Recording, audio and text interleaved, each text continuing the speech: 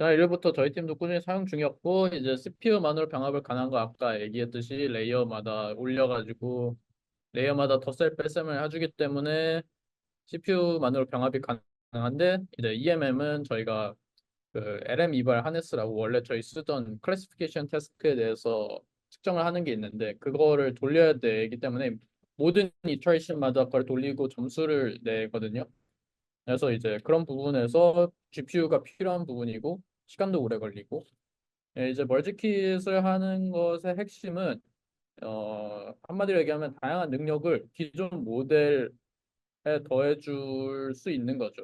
기존 모델이거나 아니면 다양한 태스크를 가지고 있는 모델을 한 모델로 합칠 수 있다라고 말을 저희는 이때까지 그렇게 알고 사용을 해왔는데, 근데 최근 들어서 나오는 결과들을 보면 이 머징이 일종의 새로운 방식으로 사용이 되고 있거든요. 이전에 저희는 뭐 SFT만 했다. 근데 이제 뭐 DPU도 나왔고 그럼 DPU도 하자. 근데 이제 여기 QNL 보면 인스트럭트 모델 제장에 머징을 도입 이렇게 써놨는데 이게 QNL 블로그에서 출처를 가져왔는데 그럼 온라인 머징 옵티마이저로 얼라이먼트 텍스트를 줄였다고 나와 있어요. 그러니까 얘네는 실제로 인스트럭트 모델을 제작을 하는데 TPU SFT에 더해서 모델 머징을 인스트럭트 모델을 만드는 데 썼다는 내용이죠. 그러니까 이제 이거는 단순한 장난감이나 뭐 도구가 아니고 실제 이 인스트럭트 모델의 성능을 높여주는데 이런 회사들도 사용을 하고 있다. 그래서 더 중요시 되고 있다라고 생각을 해주시면 좋을 것 같고,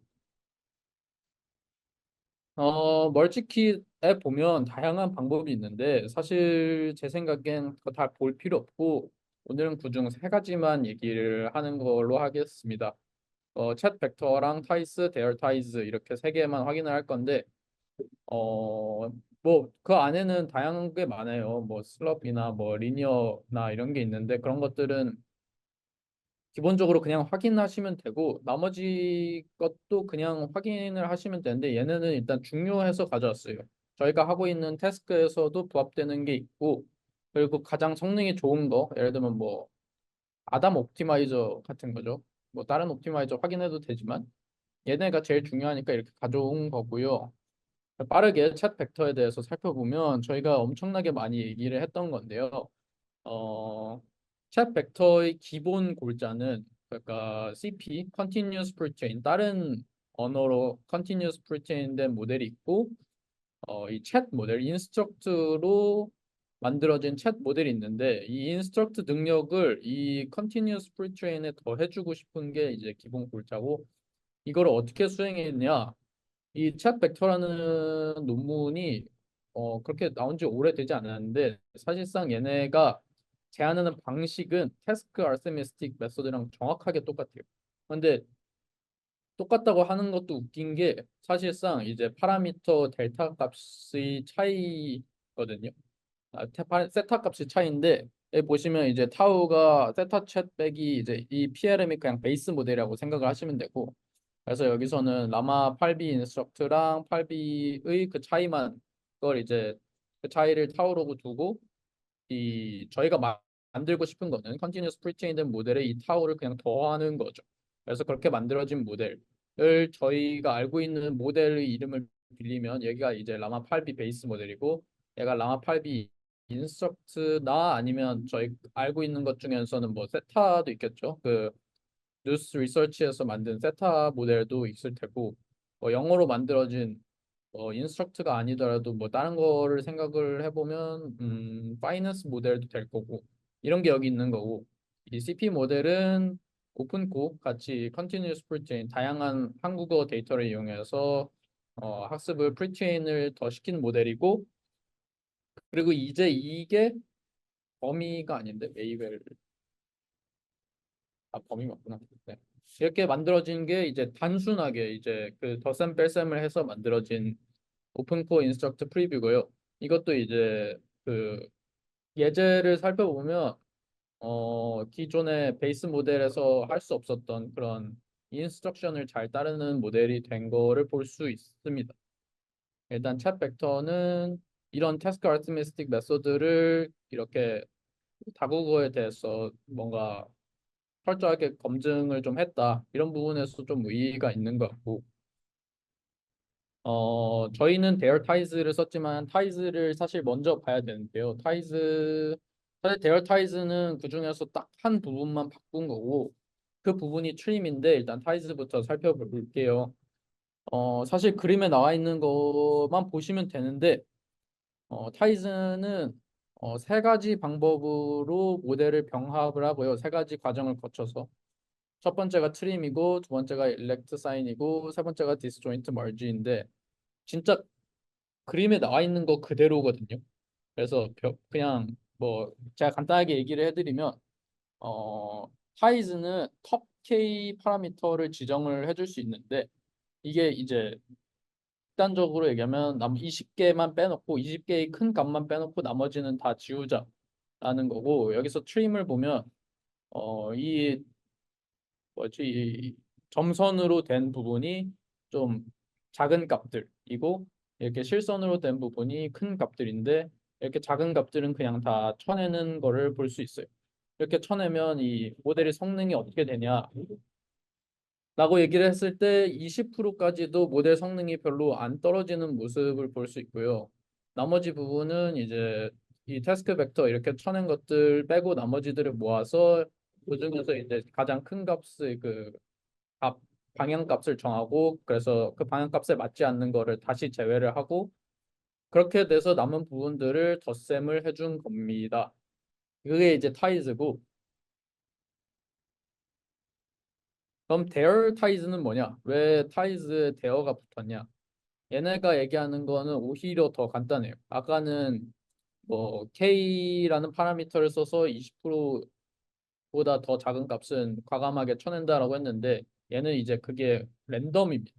K도 필요 없이 무작위로 그 무작위 P라는 파라미터를 두고 그냥 필요 없는 것도 아니에요. 그냥 무작위로 삭제를 해요. 여기 그림을 보시면 매스라고 정의가 돼 있는데 얘네가 이제 그냥 베이스 모델에 매스를 트레이닝 했을 때 나온 값인데 이게 이제 그 돌출된 파라미터들이 되겠죠. 아까 여기 앞에 타이스에서 봤을 때 이런 돌출된 값들을 저렇게 표현을 한 거고요. 이모티콘으로. 근데 대어를 썼다는 거는 진짜 그냥 다 쳐냈다는 얘기입니다. 다 쳐내가지고 다시 베이스로 원복을 시킨 거예요. 그래서 남은 거는 뭐 한 20% 정도? 여기도 20% 정도라고 감안을 하면 이렇게 20%가 남았을 때 나머지 값을 어떻게 하냐? 나머지 값을 그 비율대로 어 리스케일링 해줘요. 그러니까 더 배로 해준다는 거겠죠? 그래서 그렇게 더 배로 해줬을 때 성능이 거의 비슷하더라. 이거의 장점이 뭐냐? 그 저희는 예를 들면 매스도 있고 코드도 있고 이렇게 생각을 할 수 있잖아요. 근데 이제 이 모델들이 병합할 때 가장 위험 요소가 되는 게 같은 orthogonal 하지 않고 그 방향이 orthogonal 하지 않고 뭐 둘이 방향이 같다. 그러면 이제 그 방향 값이 극대화가 돼서 거기서 이제 오류가 나기 쉽거든요. 그런 게 많으면 이제 모델 성능이 많이 낮아진다라고 생각하면 쉬운데 그런 점이 거의 없는 거죠. 엄청나게 희소한 파라미터만 남고 그 파라미터들이 서로 영향을 거의 끼치지 않으니까 어, 이렇게 병합을 했을 때는 그렇게 적은 파라미터로도 놀랍게도 그렇게 적은 파라미터를 가지고도 성능이 거의 유지가 되더라. 그리고 심지어 뭔가 그 타이스보다 성능이 더 좋더라. 라고 데어 타이즈에서는 그렇게 얘기를 하고 있습니다. 음, 거기서 질문이 있는데 머지킷 그 기법에 보면은 타이즈하고 에어 타이즈가 따로 있거든요. 여기 설명에 이게 대어 부분에 나온 그림이잖아요. 네. 네, 대어 타이즈라고 지금 설명을 해주셨는데 그럼 이제 대어 테스트 어리스메틱 있어요. 아, 네. 네, 그걸로 봐서는 여기서 타이즈 머지 미스 대어라는 표현이 더 맞는 것 같은데 그죠? 예. 근데 그러면은 개념이 지금 제가 헷갈려서 제 생각엔 there with task arithmetic이라고 하셨나요? 네, 이제 따로 있거든요. 아, 모즈킷 그 레포에 보면은 원래 이 there ties가 나왔을 때 이 there는 ties를 가지고 실험을 한 거고, 근데 결국엔 there에서 얘기하는 건 그거잖아요. 그냥 희소하게 이 탑 p, 네, 그러니까 탑 K가 아니라 그냥 랜덤하게 삭제한다. 네. 가 대어의 핵심 아이디어면 대어 타스크 에리스메틱은 뭐냐면 뭐 아까 얘기했듯이 예를 들면 이렇게 돼 있는 파라미터가 있으면 이 파라미터의 베이스와 그 태스크 간에 파라미터 차이가 있을 거 아니에요. 그럼 그 차이에 해당하는 부분 중에 20%만 남겨놓고 나머지를 다 제거를 하는 거죠. 이것도 의소화를 하는 거죠. 의소화. sparsify.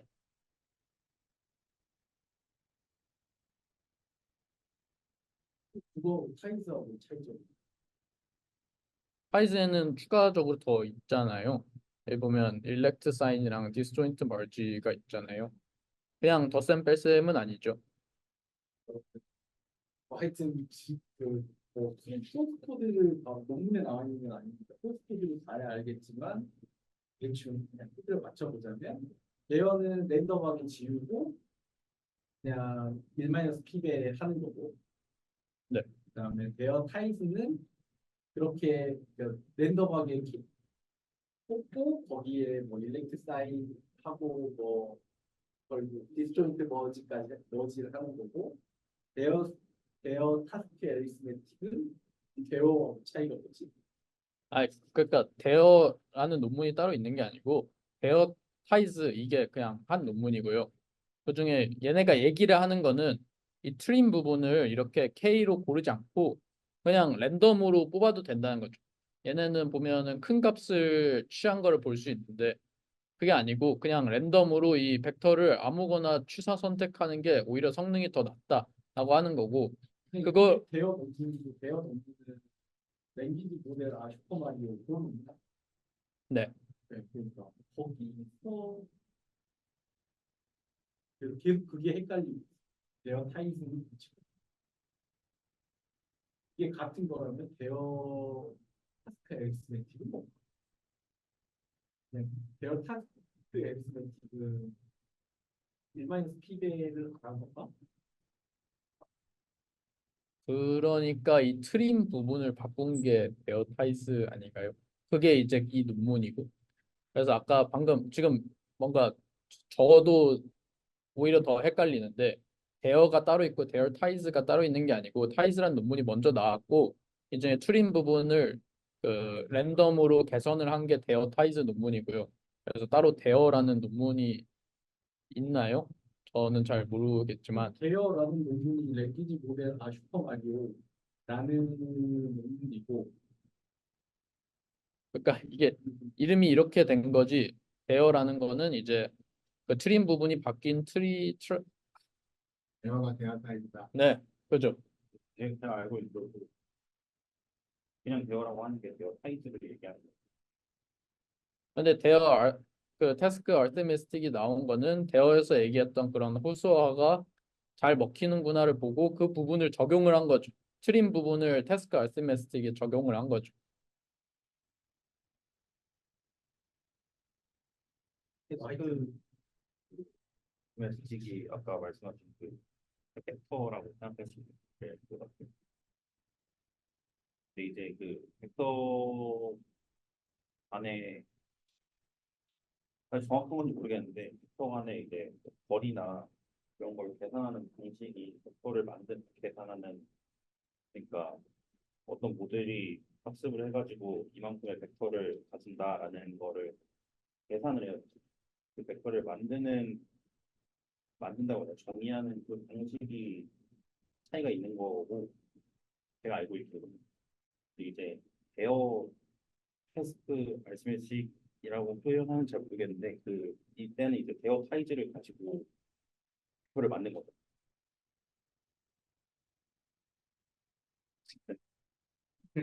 대여가 들어가면 그냥 희소화가 됐다. 예, 예, 바로 그거예요. 원래 그냥 태스크 알티메스티가 아까 얘기했듯이 그냥 덧셈 뺄셈만 있었는데 거기에 이제 희소화가 추가가 된 거고 그 희소화 방식이 대여인 거고 그죠? 그렇죠. 그냥 저렇게 단순 뺄셈 덧셈이면 테스트 알스미치인데 희소화를 먼저 하고 더하게 되냐 안 하게 되냐로 그냥 테스트랑 대여 테스트 알스미치 답이 있고 좀 타이즈랑 테스트 알스미치 차이 궁금하시면 대여가 뭔지 궁금하시면 네.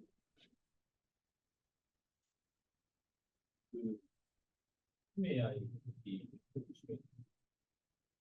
것도 있거든요. 조금만 그러니까 스페시피케이션 할 때 랜덤하게 가져갈 거냐 아니면 유니티 기반으로 가져갈 거냐 별 차이가 생기고 여기 컨피그의 차이 있더라고요. 그러니까. 근데 그냥 일반 스퀘어 토메트 같은 경우는 스페시피케이션 없다고. 여기서 대열 리니어가 대열 잘이라고 보는 거라고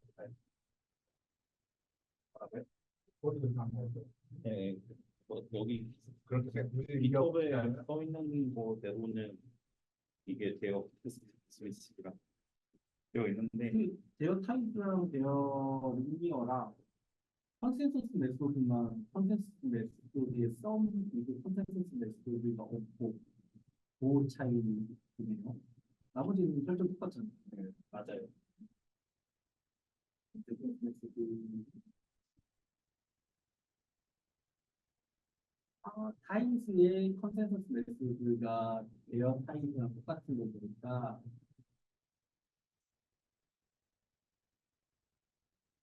그럼 이거를 배워보는 거야. 대충 어쨌든 그 대충 지금 우리가 얘기하는 게 대충 맞는 것 같아요. 스페시피케이션만 다른 거죠. 맞아요.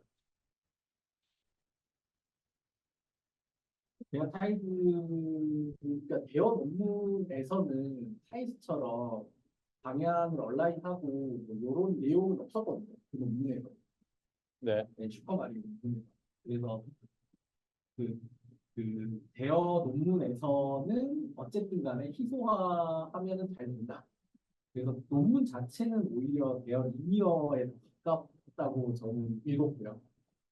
그게 아닌 게 그러니까 타이즈에서 처음 제안을 한 게 이 트리밍을 하자는 거잖아요. 이 트리밍이 사실상 스파시피케이션이잖아요.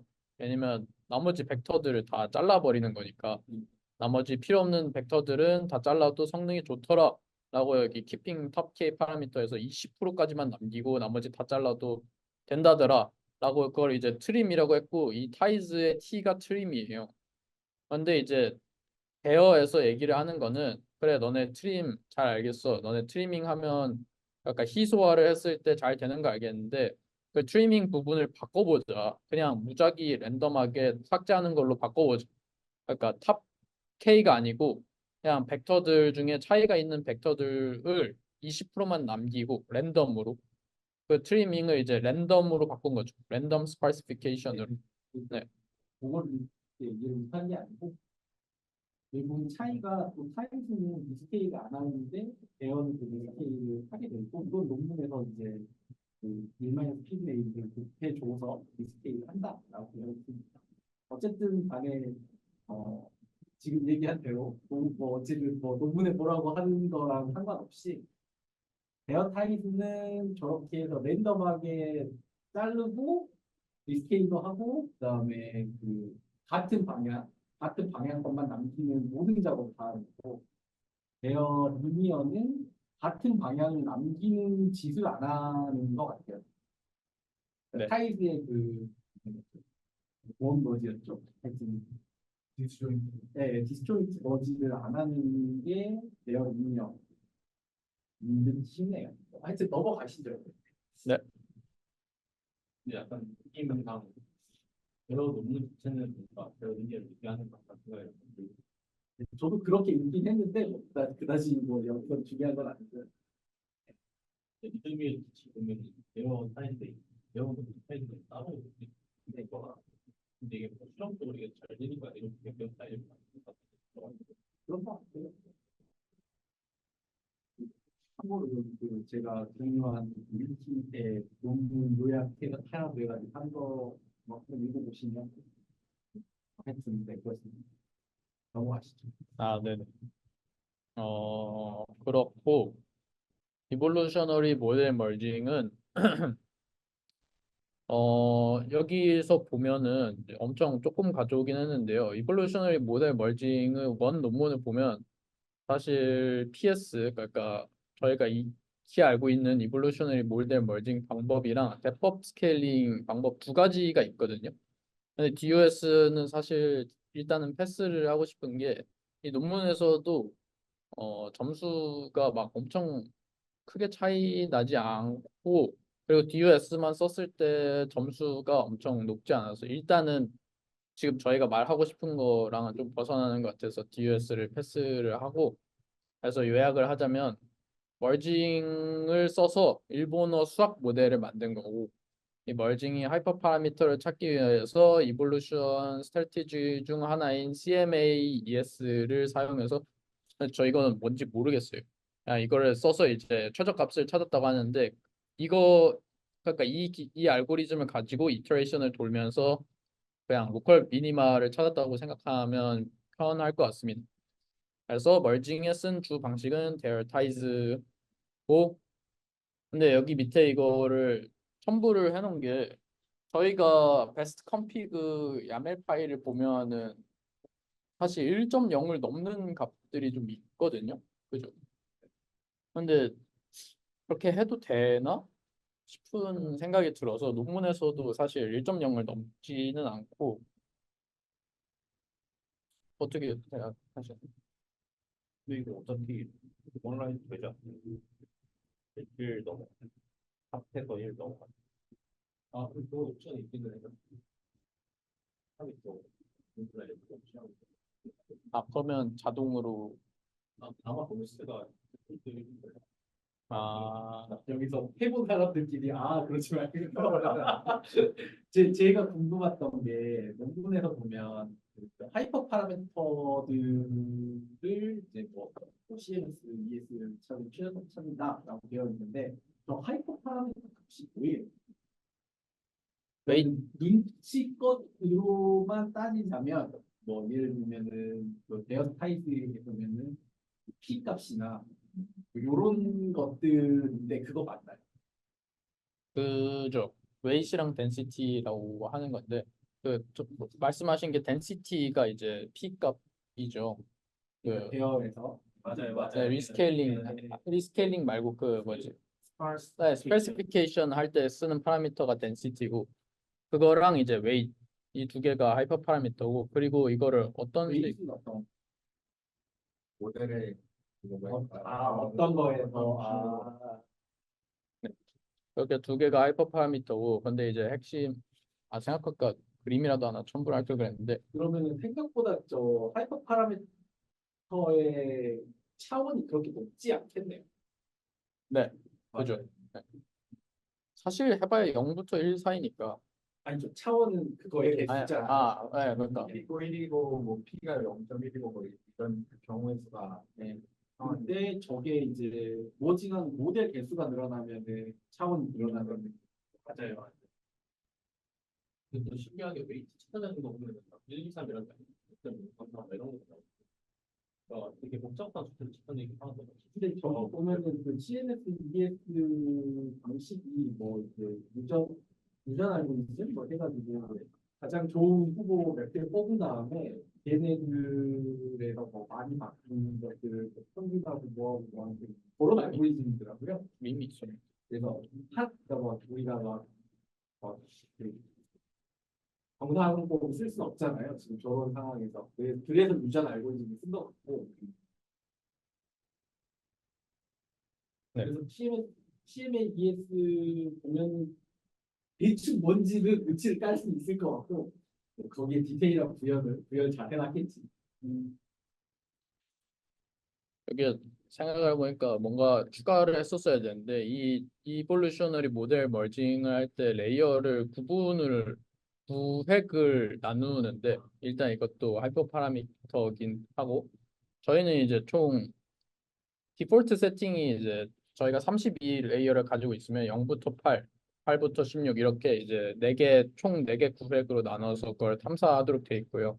그걸 이제 거기 YAML 파일에는 granular이티인가요? 맞아요. 네. 옛날에 그렇게 써 있고 그것도 이제 만약에 그게 증가하면 당연히 이터레이션을 많이 증가시켜가지고 최저값을 더 오래 찾아야 되겠죠. 근데 하지만 더 높은 스코어를 기록할 확률은 높겠죠. 더 세분화되니까. 네, 그런 점이 있는데 이 말을 하는 이유가 나중에 보면은 이 레이어마다 중요도가 좀 다른 게 몇몇 논문에서 보이는데 그거를 뒤에 좀 배치를 해놨습니다. 그래서 논문의 일부를 좀 가져왔는데 얘네가 뭘 평가를 했냐를 대충 가져왔고요. 보면은 얘는 수학셋을 가져왔는데 MGSM이라고 GSM8K 같은 그런 데이터셋이고 수학을 일부 제 생각에 일부러 넣은 것 같아요. 지금 생각해 보니까 저희는 코베스트랑 해례 정도만 평가를 했는데 수학이 아무래도 추론에 대한 능력을 확인할 수 있으니까 그런 부분을 유지를 하려고 일부러 수학에 대한 데이터셋을 평가 지표로 넣은 것 같습니다. 아니 아까 그 머지안 모델 3개 있잖아요. 네. 그 중에 2개가 수학 모델.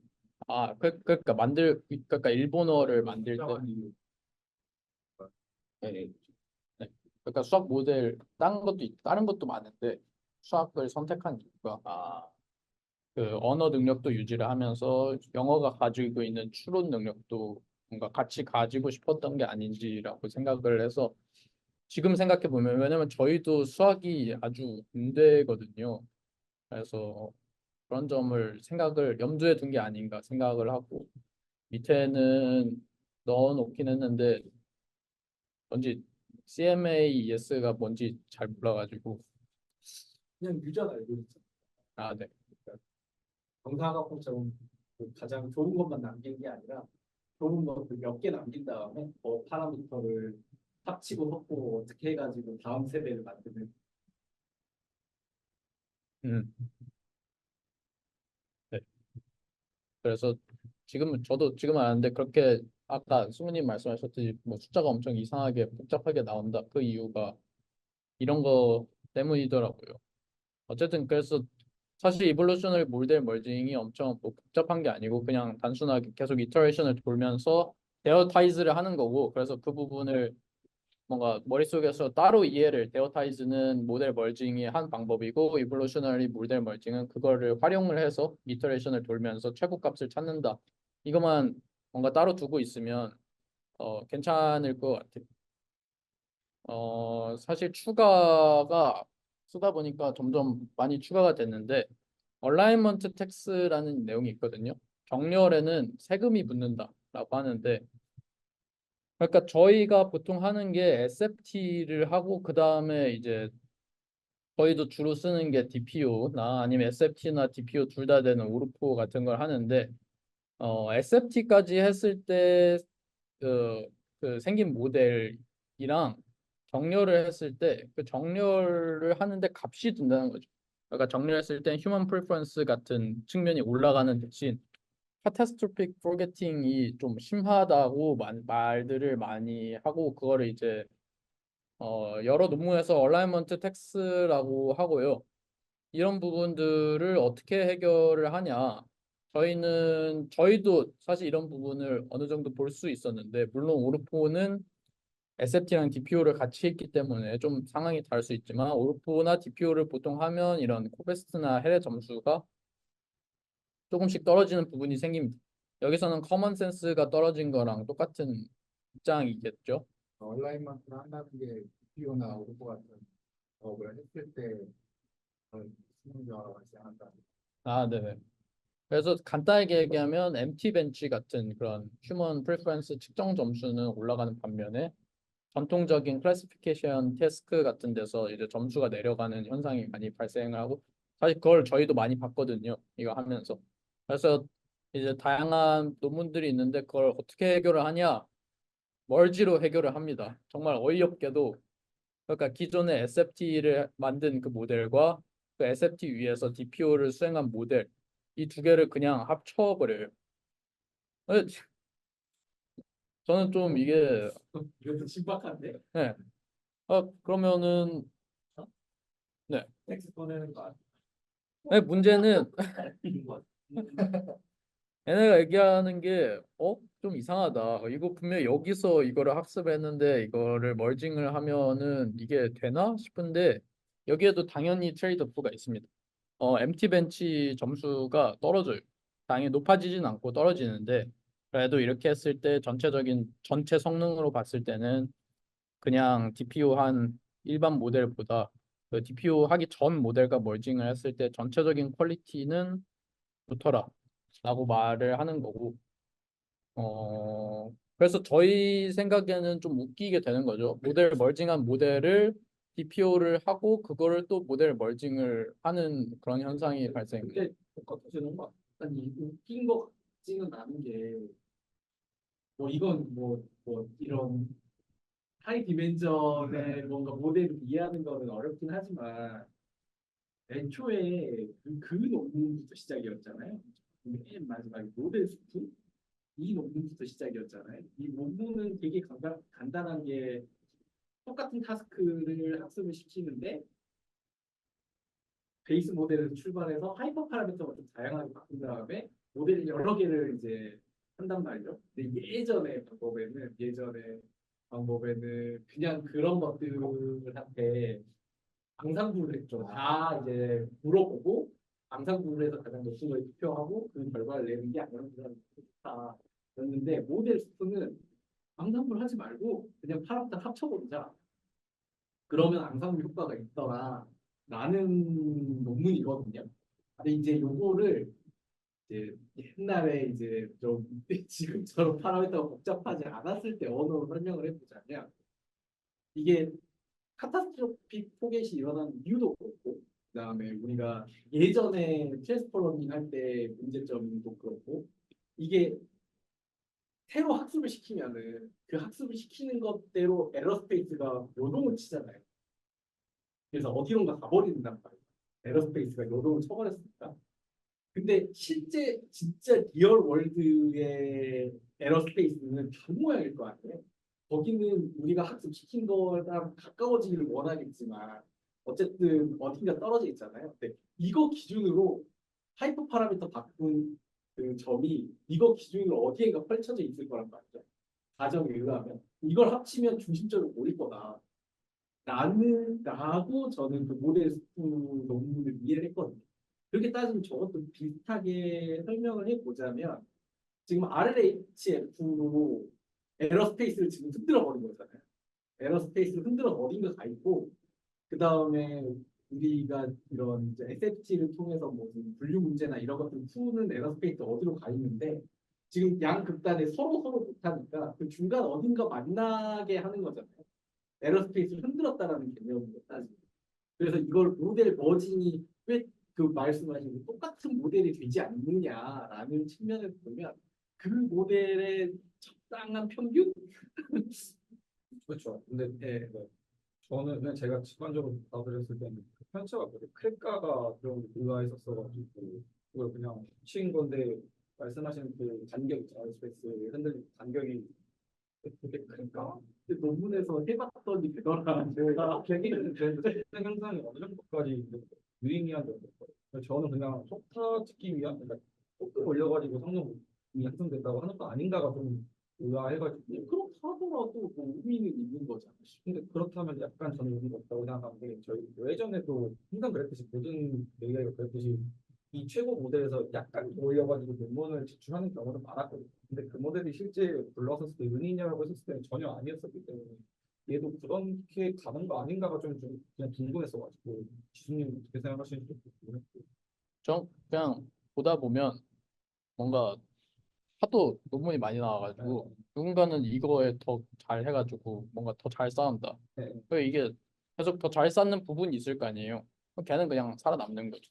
근데 어쨌든 간에 예전부터 이거 트렌드는 똑같은 타스크를 풀어도 모델 앙상블을 하는 게 어쨌든 플러스 알파는 있다라는 결과이고 이제 그러니까 그 모델 스프도 그렇고 저것도 그렇고 앙상블한 효과가 날 거다. 근데 앙상블을 실제로 하려면은 모델 두 개를 돌려야 되잖아요. 네, 그렇게 힘들잖아요. 어찌 보면은 좀 넘어선 생각일 수도 있지만 MOE도 결국은 비슷한 거 아닐까. 그러니까 MOE는 그 모델을 선택하고 들어가잖아요. 근데 선택하고 들어갈 것이 필요 없이 그냥 합쳐버린다? 뭐 이런 느낌? 모델 수프가 된다니까 저것도 되겠지. 뭐 이런 느낌?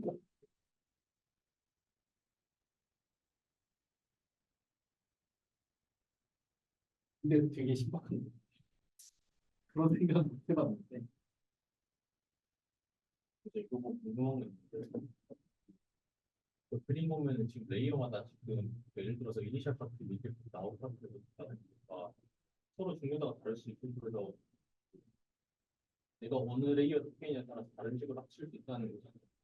늘 가지고 있던 생각이 그러니까 합칠 때 저 파트 안에 있는 게 전부 다 매트릭스일 텐데 논문에 나오는 게 전부 벡터잖아요. 그러니까 매트릭스가 예를 들어서 n by n 매트릭스가 있다고 치면은 그거를 아까 맨 뒤에처럼 벡터로 나타낸다고 가정을 하면 점이 될 수도 있고 그렇다고 해서 승리를 로가 될 수도 있고 그러니까 그게 기준점이 뭔지 잘 그건 솔직히 잘 모르겠어요. 그냥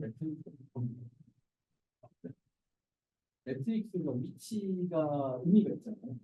벡터도 위치가 의미가 있잖아요. 그러니까 매트릭스를 한 줄 쭉 펼쳤다고 생각하시면 돼요. 그럼 예를 들어서 뭐 n by n을 1 by mn으로 네, 그렇게 생각하면 그냥 그 모든 그 웨이트 스페이스를 그냥 한으로 쭉 펼쳤을 때 7비짜리면 그냥 벡터 7비짜리의 스페이스의 어딘가에 모델이 딱 찍히는 거죠. 와닿지 않아서 그냥 숫자가 70억 개가 있는 거잖아요. 그게 중간에 행렬로 나타내든 뭘 하든 어쨌든 특정 위치는 어느 행렬의 컬럼 노 중에 숫자가 하나일 것이고 그렇잖아요. 7비짜리 모델을 그냥 7비짜리 벡터 스페이스에 생각할 수 있잖아요. 아, 네. 네, 그래서 여기 논문에서 나오는 모델을 벡터로 표현한다는 거는 그냥 7비짜리 웨이트 스페이스의 어디 한 점이라고 이해하시면 돼요. 그냥 매트릭스 하나를 이렇게 처음부터 생각하는 거 자른다는 개념 하다가 그냥 다 처음을 나타내는 거죠. 네, 그냥 그렇게 생각하시고 논문을 읽으시면 되고. 문의를 이거요. 아답티브 모델 어버리징인데 이거는 사실 제가 지금 얘기한 건 모델 어버리징만 얘기를 한 거고 이 그림을 가져온 이유는 여기서 쓸만한 그림을 못 찾았어요. 그래서 이 그림을 가져왔습니다. 근데 이거를 제가 뭐 지금 여기서 얘기할 정도로 완벽하게 이해를 하는 건 아니지만 이거를 아까도 잠깐 얘기했지만 레이어 선택 어쩌고 저쩌고 뭐 제가 그렇게 얘기를 했잖아요. 그 부분까지 연결을 시키려고 가져왔는데 여기서도 얘네가 얘기하는 게 보면 레이어 셀렉션이라고 하거든요. 그러니까 레이어마다 뭔가 부여받은 역할이 다 다르다는 거죠. 그래서 멀징을 할 때 이 부분은 이제 잘 보이시나요? 이 주황색 선이 영어고 이 파란색 선이 그 중국어인데 트랜슬레이션 태스크를 주었을 때 이 앞에는 중국어든 영어든 올바른 토큰 그러니까 이게 로짓 렌즈라고 이 레이어마다 그 어떤 토큰의 가장 로짓이 큰지를 확인할 수 있는 도구가 있거든요.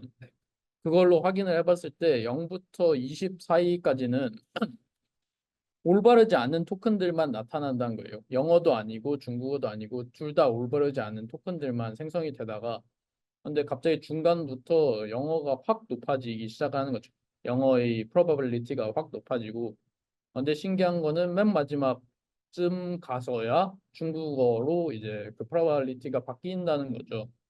이게 이제 이 논문이 시사하는 얘기는 결국 얘네가 바이링구얼이나 멀티링구얼을 해도 생각은 영어로 한다라고 이 논문은 시사를 하고 있고요. 그리고 또 중요한 거는 이 레이어마다 담당하는 그게 다르다는 거죠. 역할이. 얘네는 3페이지로 나눴는데 제가 또 이미지를 가졌으면 훨씬 편하게 얘기했을 수 있었을 텐데 이미지 안 가져서 좀 그렇게 한데 3페이지로 나눴는데 20레이어까지는 페이즈 1으로 이해 단계라고 하고요. 20부터 35 정도까지는 이제 언더스탠딩 단계라고 하고 이제 이 여기서 이해, 이 추상적인 개념을 이해한 거를 이제 영어 토큰으로 바꾸는 단계에 속하는 거고 35부터 40까지는 이 영어 토큰으로 바뀌었던 그 이 프로버비리티가 확 낮아지는 걸로 볼 수 있듯이 여기서 이제 바이링구로 다시 중국어로 바뀌는 거죠. 그렇게 이제 해석을 하고 얘네 그래서 정말 신기한 논문 몇 개가 있는데 또 이것도 안 가져왔는데 왜냐면 제가 열심히 읽지 않아가지고 영어를 90% 학습하고 프랑스어를 10% 학습한 게 오히려 점수가 더 높다. 반반 학습한 것보다. 영어랑 프랑스어 반반 학습한 것보다 영어를 90% 있고 프랑스어를 10% 학습했는데 프랑스어 점수가 더 높다. 이거 이렇게 말을 하는 거예요. 처음부터 프리트레인을 했을 때. 그럼 그렇게 얘기를 하는 거는 결국에는 그 메인 언어를 잘 학습시킨 모델이 나중에 그 프랑스어로 그 지식 전달을 하는 거는 훨씬 더 빠르다는 거죠. 메인 언어를 90% 이상 학습을 시켰. 저희 생각에는 뭐 프랑스어가 50% 됐으니까 프랑스어를 더 잘하지 않겠냐라고 생각하겠지만 오히려 그렇게 빡세게 영어로 학습을 시키고 프랑스어 조금만 해줘도 이제 프랑스어를 하는 실력은 잘 되더라. 라는 내용이 있는데 그건 나중에 제가 올려드리겠습니다. 잘 읽고 프랑스어랑 영어는 거의 80 제일 비슷한 언어 중에 하나이긴 해요. 요거는 예전에 벌트 때부터 많이 증명됐던 거예요. 되게 하나의 영화로 한 다음에 아프리카 가져와가지고 시키는 게 더 좋았다라는 거 그런 연장 성장 아니에요? 그렇군요. 감사합니다. 그래서 딴건 다 이해했는데 하나 이해 못한 게 아까 그 영어로 이해한 다음에 중국어로 번역한 거랑 나는 결론이 어떻게 나와요? 얘 보면 이게 토큰 프로바빌 네. 네. 그 이게 저도 이해가 안 가가지고 이제 여러 번 찾아봤는데 그 로짓 렌즈라고 있잖아요. 트랜스포머에서 출력치 내용이 쭉 있는데 트랜스포머를 따라갈 때 이 출력치 그맨 마지막 그 어떤 토큰 클래시피케이션 레이어 쌓고 가잖아요. 근데 그 중간에 그 출력 레이어의 벡터의 길이는 똑같아요.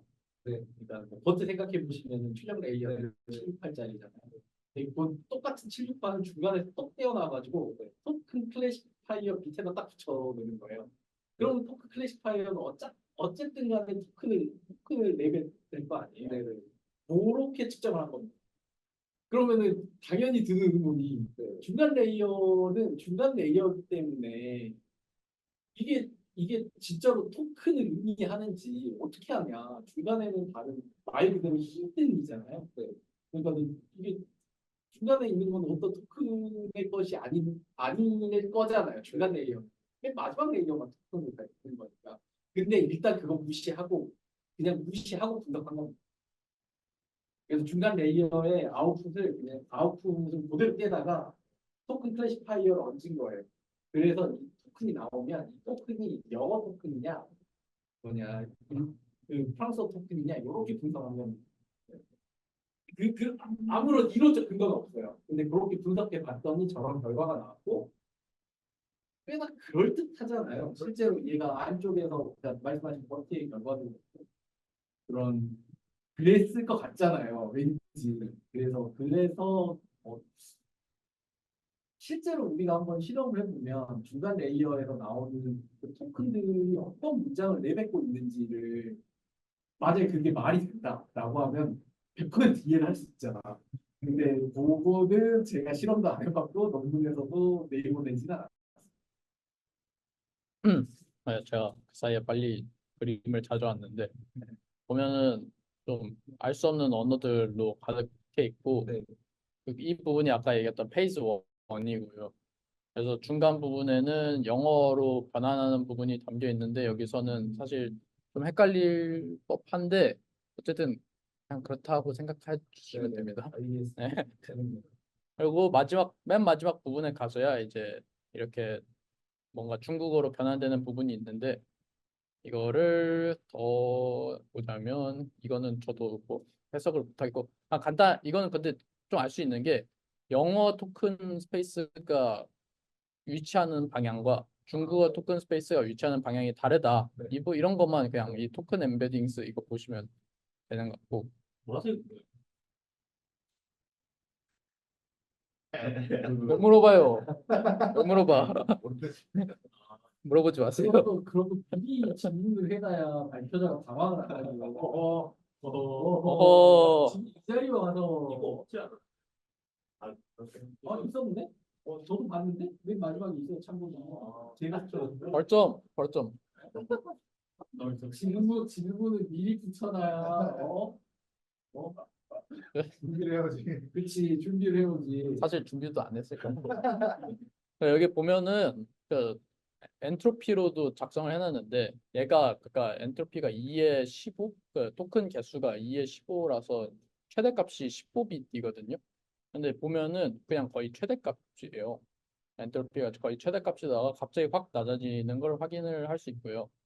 이 그림은 뭔가 처음 봤을 때는 뭐 이해가 안 되긴 했는데 이게 처음 상태고 여기서 이렇게 2번으로 내려가는 게 이 페이즈 2까지 상태고 여기서 이제 이 스윗, 이 영어가 있는 부분이 여기고 근데 이제 3번 부분으로 넘어가는 게 그러니까 이 토큰 이게 이제 토큰 스페이스인 거죠. 이 뭐 X 단면이라고 해야 되나? 어쨌든 평면. 이 근데 이제 여기서 중국어를 고르게 되더라라고 얘네가 좀 직관을 이용해서 이렇게 표현을 한 것 같습니다. 네, 에너지가 없고. 어허. 저거는 아마 저 부분을 읽어보진 않았는데 우리가 생각하는 그 에너지는 아닐 겁니다. 그런 것 같아요. 그러니까 정보 이론에서 엔트로피가 나오는 거잖아요. 근데 엔트로피로부터 에너지를 계산할 수 있거든요. 물리학 방식에서. 물리학 맞지? 그래서 우리가 생각하는 그 에너지랑은 아무 상관없을 겁니다. 그런 것 같아요. 알려주세요. 여기 있네. 알려주세요. 이거 어떻게 알아요? 이거? 오케이 실패. 나보고 졸업한 지금 안 됐잖아. 그냥 까먹었어. 너무 안 돼요? 네. 알겠습니다. 죄송합니다. 옛날에 그 볼츠만 모델가 이렇게 나왔잖아요. 그래서 물리과에 나오는 볼츠만 흰 관계가 있는지 진짜 열심히 고민했거든요. 결론은 수식만 갖고 아무 생각 없어요. 수식이 거기서 나와서 그냥 볼츠만 어쩌고 저쩌고 하는 거예요. 이건 아마도 그럴 겁니다. 이제 그렇게 기억하는 거 되게 에너지가 큰 엑스텐션에서 분자가 그거에 마이너스 붙인 거랑 분모랑 생각하는 관계가 있다. 만들어져. 그냥 수식이 그러니까 그런 걸 겁니다. 아마 네. 네. 엔트로피 자체는 정보 이론에서 나오는 고분이잖아요. 역사 붙여넣기 해서 해야 돼. 엔트로피 다들 아시는 거예요. 네. 실전 Q&2 아까 얘기했듯이 온라인 모델 무슨 머징 옵티마이저라고 Q&E에서 아까 맨 처음에 설명을 했었죠. Q&E 이걸 도입을 했다. 그래서 제가 너무 빨리 끝날 것 같아서 열심히 이거를 브로그로 넣어놨습니다. 근데 실전 이 Q&E에 들어가기 전에 뭔가 이거를 먼저 얘기를 하고 가야 될 것 같아요. 요즘 메타라고 할 수 있는데 이 한 번 학습하는 거가 마음에 안 든다는 거죠. 한 번 학습하는 거는 거의 이제 한 번에 때려 맞추는 거랑 가깝다. 데이터셋을 다 모아놓고 한 번에 얘가 정렬이 잘 될 거라고 생각을 하고 한 번에 때려 맞추는 거라고 가깝다고 생각을 하기 때문에 그게 이제 첫 번째 그냥 일반 DPO 과정이고요. 얘네 논문이 막 엄청 뭔가 수학적으로 엄밀하진 않지만 어쨌든 성능이 잘 나왔다고 하니까 그래서 얘가 얘기하는 거 보면 이게 원래 전체 데이터셋인데 이 통나무가 전체 데이터셋인데 이걸 나눠서 차례대로 학습을 시키는 거죠. 이 부분 이 하나가 이제 한 스텝이라고 보시면 되고요. 이렇게 한 스텝을 학습을 시키고 나서 이 모델이 내놨던 거를 또 분석을 해서 하한 값을 올려요. 예, 그러니까 저희도 쓰는 게 있는데 기존 모델이 가졌던 거를 리젝티드로 쓰거든요. 저희도 얘네는 거기서 한 번 더 나가서 그렇게 학습된 모델이 하한 값을 계속 올리는 거죠. 그래서 처음에는 그러니까 뭐 예를 들면 수학을 예를 들면 수학에서 처음에 100문제가 있는데 한 30문제밖에 못 맞췄어요. 나머지 70문제를 리젝티드로 쓸 수 있잖아요. 초수는 그냥 그대로 있고 초수는 뭐 예를 들면 GPT-4를 이용해서 초순을 만들고 그리고 100문제 중에 틀린 70문제를 가지고 그 70문제를 리젝티드를 해서 처음에 70문제를 학습을 시키는 거죠. DPO로. 네. 그런데 그 스텝을 지나고 그 다음 나온 모델이 예를 들면 70문제가 아니고 50문제를 맞췄어요. 아니 80문제를 네. 50문제를 맞췄고 그럼 50문제가 남잖아요. 리젝티드로. 그럼 그거를 가지고 학습을 계속 뭔가 그런 식으로 시키는 거죠. 그 같은 데이터 셋은 아니고 약간 그런 식으로 이제 하한을 자꾸 올리는 거죠. 얘가 점수가 계속 높아진다고 가정을 하고 그렇다고 합니다. 저도 자세히 안 읽어봤어요. 네. 틀린 문제를 가지고 뭐 데이터를 더 만들어서 네, 그 기존의 모델 가지고 그래서 얘네가 얘기하는 거는 쉬운 문제들로 구성을 해도 나중에 가면 어려운 문제만 남게 된다. 뭐 그렇게 얘기를 하고요. 왜냐면 뭐 틀린 것만 쓸 테니까. 죄송합니다. 이거 괜히 넣었네요. 이거만 그 다음 거는 열심히 준비했어요. 여기 또 보면 좀 관련 논문들이 그 PPT에 붙여주세요. 아, 네. 나중에 여러분도 근데 맞을 거예요. 옛날에도 커리큘럼 러닝 되게 어려워하는 질문들 난이도 구분해서 단계별로 스파는 단계를 완전 아, 네. 그런 게 있어. 저거 저렇다면 솔직히 그게 더 쉽게 줄 수도 있고. 들어보세요. 이거는 그러니까 이거는 다음 거 얘기를 하려고. 밑밥 네, 밑밥. 밑밥. 요즘 메타는 단계 형식이다. 요즘은 단계별로 학습하는 게 좀 메타다. 네. 그래서 다음 거를 얘기를 하면 이게 이제 큐엔에서 얘기한 온라인 모델 뭐 옵티마이저라는 내용인데 이건 이제 그냥 뭐 저희가 쓰려면 좀 한참 걸리겠지만 일단 그냥 들어주세요. 이 오프라인 머징이 원래 저희가 쓰던 방식이에요. 아, 저희가 쓰던 방식도 아니죠. 아까 위에서 얘기했던 기승전 멀지에서 나온 방법이거든요. 그러니까 RLHF 여기 보면 SFT 모델이 있고 이걸로 뭔가 학습을 시켜서 RLHF 모델이 나오면 여기서 이 RLHF 델타 값 그러니까 차이 값 기존 모델과 이 차이 값과 이 SFT 모델이 가지고 있던 그 차이 값을 다시 더해서 멀지드 델타에서 이렇게 멀지드 모델이 나왔더라. 이게 이제 얘네가 얘기할 때 오프라인 멀징이고 이렇게 했을 때 아까 얘기했듯이 메타랑 맞지 않잖아요. 한 방에 해버리니까. 근데 얘네 생각에는 이거를 이제 이 폴리시를 정의를 해서 계속 업데이트를 할 수 있겠다라고 뭔가 네, 생각이 났나 봐요. 그래서 어쨌든 그래서 얘네가 얘기하는 거는 실제로 이런 식으로 학습을 시키고 그 이제 뭐야 델타 값 이 델타 값을 이제 타우로 정의를 하고 여기서 SFT 모델을 이렇게 똑같이 해서 이렇게 멀지드 델타를 했는데 이 폴리시를 업데이트를 해줄 수 있다는데 그게 이제 여기서 보면은 아까 얘기했듯이 이 부분 이 타우 S랑 타우 R을 정의를 했는데 이게 이제 그냥 단순하게 뺄셈이잖아요. 그 무슨 스페시피케이션도 안 쓰고 그냥 뭐 다른 거 하나도 안 쓰고 이 뺄셈을 그냥 타우로 정의를 했고 여기서 이 큰대문자 F가 스페시피케이션을 얘기를 하는 겁니다. 그리고 이게 이제 그 예를 들면 다양한 태스크를 멀지를 할 때 그 각자의 멀징 메서드가 병합하는 방법을 이렇게 표시를 해놓은 거고요. 왜안 해? 네?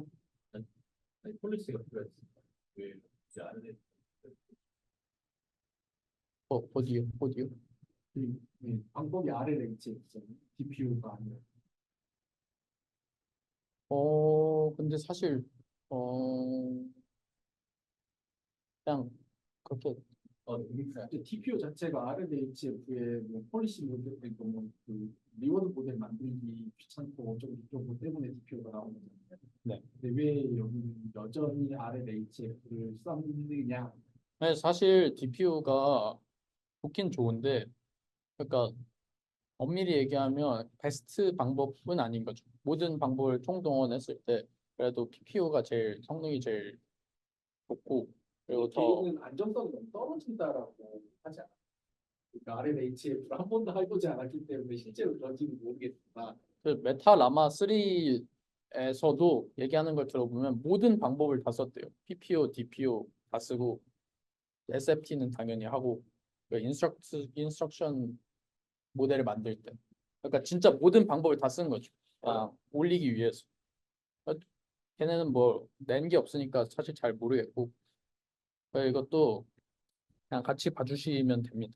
그래서 제가 나름 검증을 하긴 했는데 이 애플을 빼면은 훨씬 검증이 쉬워져요. 이 애플은 그냥 제외를 하고 그냥 덧셈 뺄셈이라고 생각하고 이 F 부분이 그 스페시피케이션인데 이걸 제외를 하면 원래 얘네가 아까 위에서 보면은 두 가지 타워를 할당을 했잖아요. 굳이 그냥 하나만 해도 되는데 괜히 어지럽게 이 모델을 두 가지를 멀징을 하는 거를 굳이 수식에 넣어놨는데 그 이유가 결국에는 얘랑 더 하고 싶기 때문이거든요. 그냥 그 뭐지? 저희가 원래 학습을 할 때 쓰는 그 델타 학습하고 나온 델타 값이랑 이 SFT에서 쓰는 델타 값이랑 합치고 싶었기 때문에 이렇게 굳이 수식을 정의를 한 거고 그거를 그냥 어 원래 저희가 알고 있는 거는 이 세타 업데이트를 이 세타 t 플러스 1을 이제 세타 t 플러스 델타 t로 델타 세타 t로 할 수 있는데 그거를 그냥 여기에 집어넣은 거예요.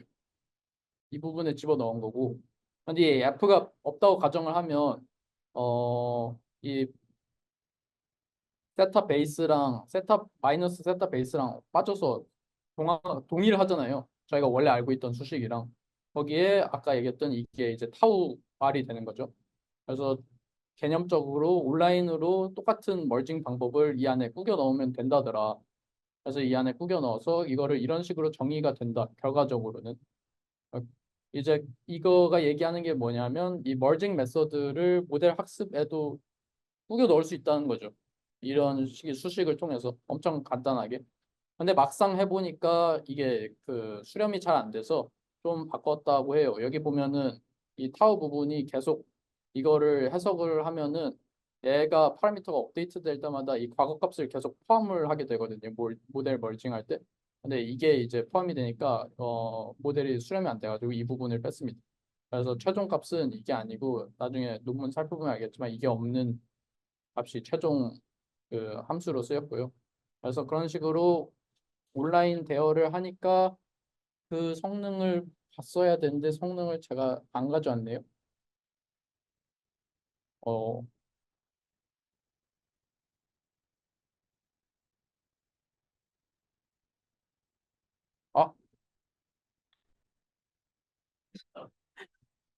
아, 여기 있다, 여기 있다. 그러니까 이러면 안 되는데. 성능이 생각보다 좋아요. 그래서 얘네가 얘기하는 거는 아까 그 얼라이먼트 텍스를 이걸로 해결하고 싶다는 거고. 그래서 이제 음, 네.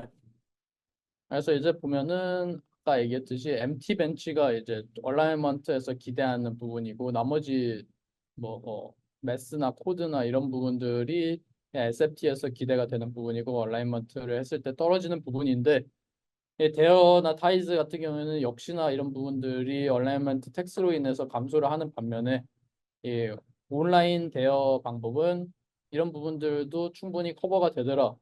전혀 이 뭐지 그 줄어드는 게 없거나 아니면 오히려 더 성능이 증가한 상태를 보이더라라고 이제 쿠엔에서 얘기를 했고 이런 이유로 쿠엔에서 SFT DPO뿐만 아니라 멀징도 인스트럭션 모델을 만드는데 추가를 하게 된 것 같습니다. 얘는 이 논문 자체도 알리바바에서 나온 거고 쿠엔 만들었을 때 당연히 지들이 했으니까 적용을 했겠죠. 그래서 그 나중에 논문에서도 써 있듯이 적용을 해서 우리 점수 이렇더라라고 공개가 된 거고. 내가 이해한 거가 맞는지 검증을 해주세요. 그러니까 그 위에 그린 시가 페이지 어, 네. 그러니까 SF NFT 모델은 고정시켜놓고 그 RLHF의 한 스텝을 볼 때마다 NFT 모델과 지금 한 스텝 모델을 적절한 방식으로 머징을 해서 업데이트했다. 아, 네. 계속 머징을 그런 식으로 하니까 SFT에서 가지고 있던 능력, 그러니까 여러 가지 분류 모델의 능력은 유지되면서 휴먼 프레퍼런스가 늘어나다. 인 거죠. 네, 맞아요. 그렇게 결국에 델타 값으로 합치는 건 위에서 옛날에 했던 뭐 기존 SF 했던 거에다 RLH 값으로 안 나오는 게 시대될 수 있는데 이건 조금씩 분할을 소거하고 다 옛날에 이런 계속 불타는 거죠. 원래 있던 거.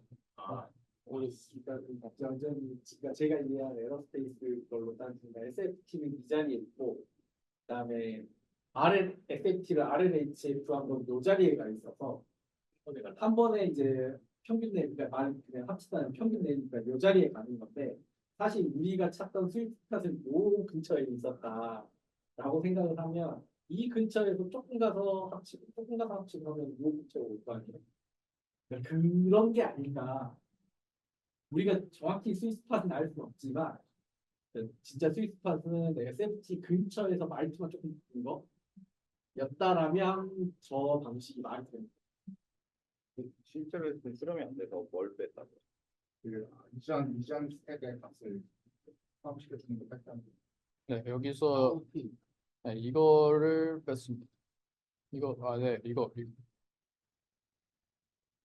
이거를 뺐어요.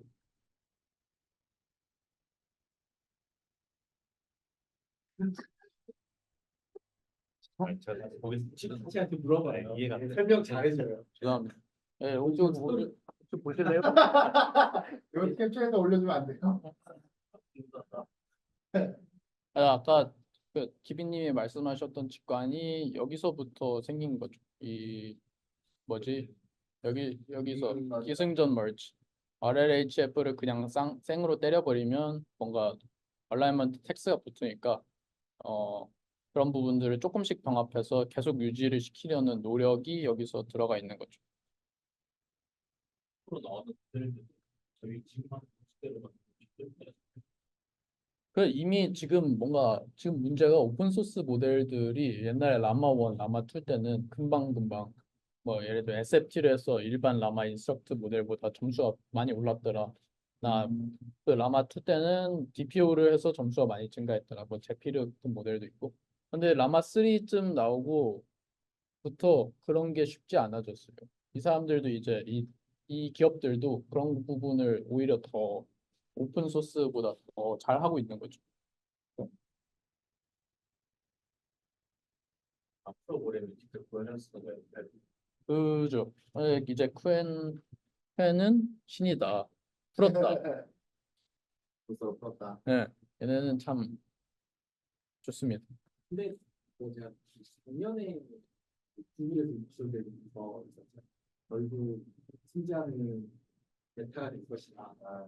근데 그게 어느 정도 맞아가는 것 같아요. 왜냐면 이 메타도 라마 3를 하면서 라마 2 가지고 그렇게 장난질했던 모든 기술을 그러니까 자기 3 만드는 데 적용을 했을 거 아니에요. 근데 구글 같은 경우에는 아키텍처가 다르니까 그냥 논문에 나오는 것들을 그대로 쓰지는 못했을 거 아니야. 그래서 듣고 있는 게 아닐까? 이런 생각도 그냥 살짝 해보고. 그래서 아마 라마 4 나오면 지금 나왔던 뭐 펜이나 어쩐지 했던 방법들 또 그대로 쓰겠지.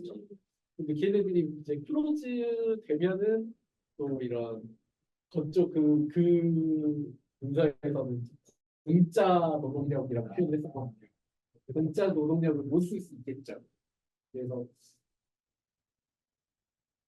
나는 참 신기한 게 학습력 풀수록 오히려 더 발전을 하는 바닥이라 그걸 통해서 그럼 메타는 어떤 수익을 얻을 수 있는 거예요?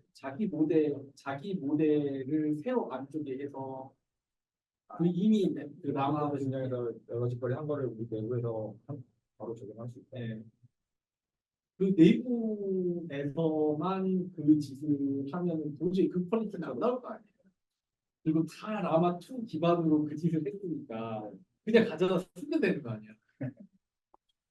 근데 그걸로 이제 그걸 돈으로 바꾸는 기술은 이제 경영진에서 이제 하겠지만 저거를 모델을 발전시키는 측면에서는 저는 공부하고 발표 들으면서는 계속 궁금했던 거는 기술적인 거 외적으로 저희 팀 방향이 런지킷 이용해서 오픈되는 모델들을 잘 조합해가지고 좋은 모델을 만드는 것을 목표라고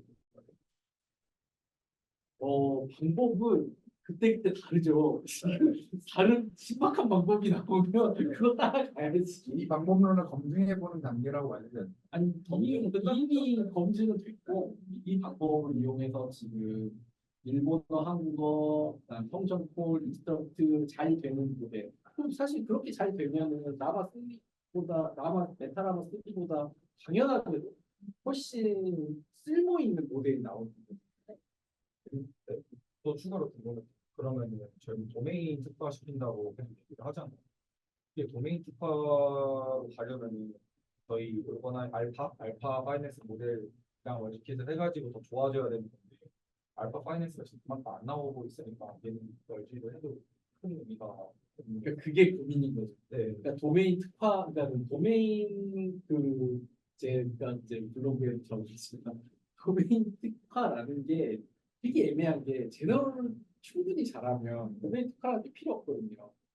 근데 라마 3 이전에서는 도메인 특화라는 게 어느 정도는 의미가 있었을 수 있다고 생각하는데 그러니까 GPT, 그러니까 금융 특화 오픈 AI, 챗 GPT라는 게 말이 맞나 싶은 건데, 근데 어쨌든 그게 점수가 오르면 여전히 이제 우리가 도메인 특화 모델이 끼려 들어갈 자리가 있다라고 생각할 수 있겠는데 그건 잘 모르겠고, 근데 그럼에도 불구하고 우리가 그 SFT를 하고 뭐 이제 우리 데이터셋을 하고 하는 게 도메인 측면에서는 좀 의미가 없을 수도 있겠지만 나는 일단 저기 테이블을 조금 더 잘 인식한다던가 그다음에 우리가 이제 PDF 지저분해졌잖아요. 지저분해지고 그다음에 좀 이렇게 잘리고 막 하는 것들에 대해서 좀 더 높은 정확도로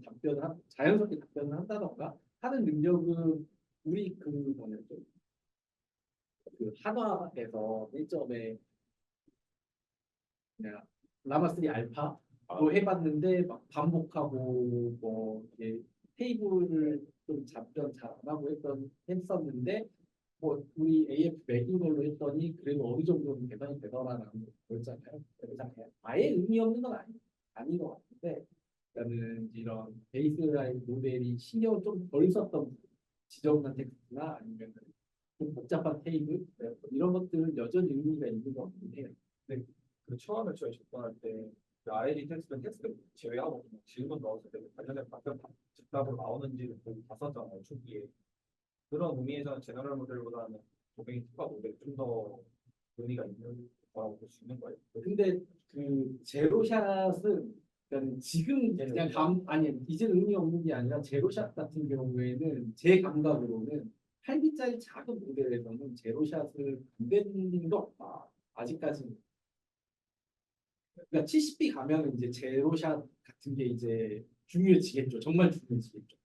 GPT-4 옴니를 계속 얘기해도 그렇지만 얘는 제로샷이든 뭐 컨텐츠 논이든 너무너무 좋아요. 너무너무 좋아서 그래도 뭐 어떤 크기를 넘어간다면 제로샷이 분명히 의미가 있고 제로샷으로도 잘해요 라는 게 의미가 있겠지만 8B 정도는 제로샷에서 너무 흥이 안 나오거든요.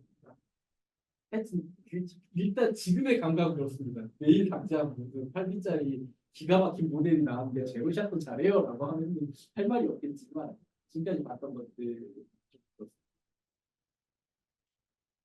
다음 거 끌까요? 네, 수고하셨습니다. 그렇습니다.